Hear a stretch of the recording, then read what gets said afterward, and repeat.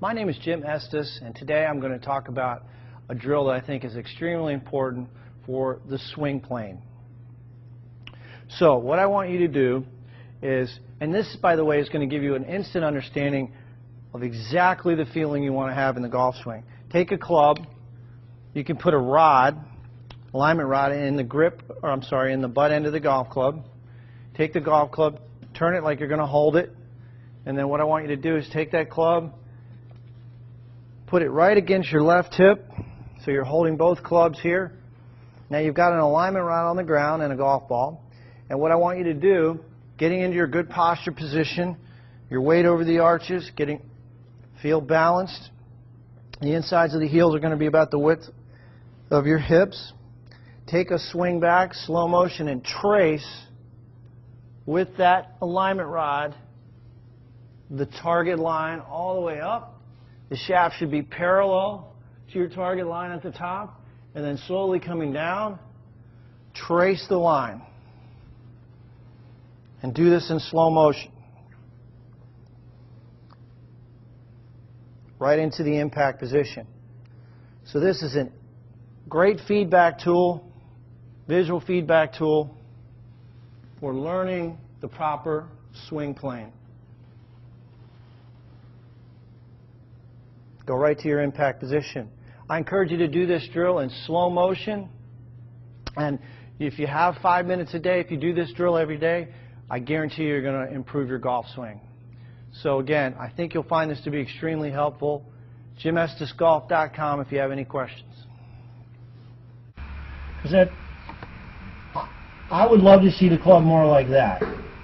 And so in my estimation, you need to practice keeping the handle in and the club head out, and that's more of a vertical hinge.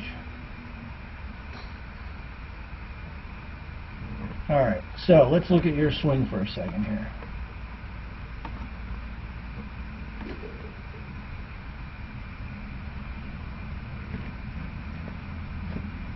Alright, now, what did you do on that backswing?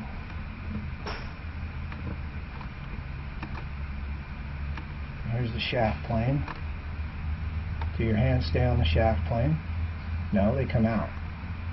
Okay, so I want your hands to stay in. In meaning close to your body on the takeaway, and I don't want this wrist to change position. That's why I said I want your hands in a cast. If you had a cast on your wrist, it wouldn't move. Now, I don't want your hands like this in setup. If you have a two-knuckle grip, you should have a little angle in the back of that wrist. Which I do. Yeah, that needs to be retained. Now, what is the difference between that? Now look at the hinging action. If we go to the position where your left arm is parallel to the ground, what's that angle? 52. Now, your left wrist is definitely not in the same position as it started at address. Would you agree? It's more like that, right? All right, now look at what I just did. Wait, so starting it's like so, and then at the top it gets to be like that? Yeah, look what that just did to the face. All right, so that's my problem with your swing. You're doing something here to manipulate the club face. Now watch this. Watch the club face as I do this. Watch this. We just want neither. Neither. Right. So here's your checkpoint. Is the face of the club and the shaft on the same angle. The leading edge and the shaft on the same angle. That's open. Yeah. That's shut. You see what I'm saying? This leading edge and this shaft are on the same angle. The face is squared. Roughly. All right. Now look. If I go to the top, look at the difference in my wrist and your wrist. We're only talking a slight difference, but you see that versus that. Cupping on yours. Yeah. Okay. That's it. Now for me, that would be the only thing. Everything else looks great. And even the top of your swing, I like where the club's coming down. See, for me, my whole teaching philosophy is I want to get the club where the club route's on the right plane coming down. It might be here for you. It might be here. It might be here. I don't know where it is. But that path is 0. So for me, that's perfect.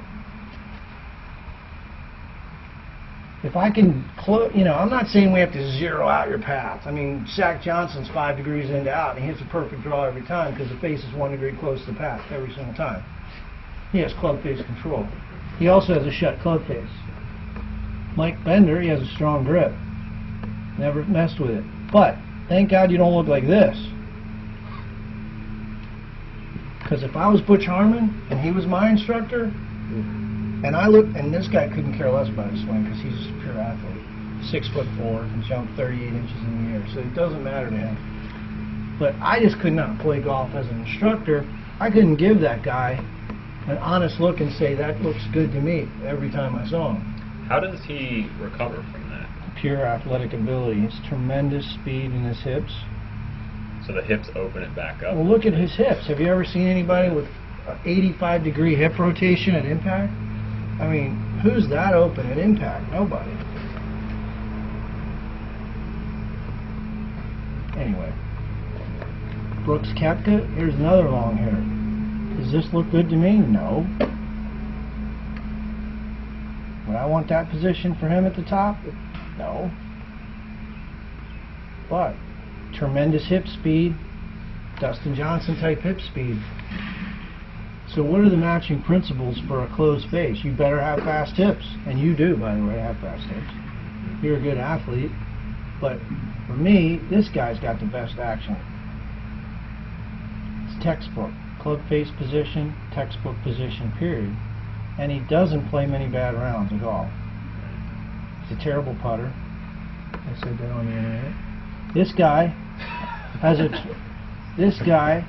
a shut club face. Brian Palmer. This is the most shut club face on the PGA Tour. But tremendous hip speed. Oh wow, yeah. Boy, look how both his feet are on the ground. Yep, he has to do that to get the club back in front of his body. If he goes off with the hips too early in the heel, the club's way behind him. He's going to hit really bad shots.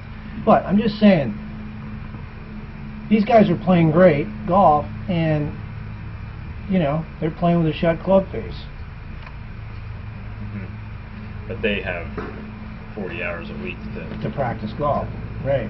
Jordan Spieth does not have a shut club face. Yeah, that looks nice to me. Yeah. Matsuyama, I love his golf swing. Club face is very square.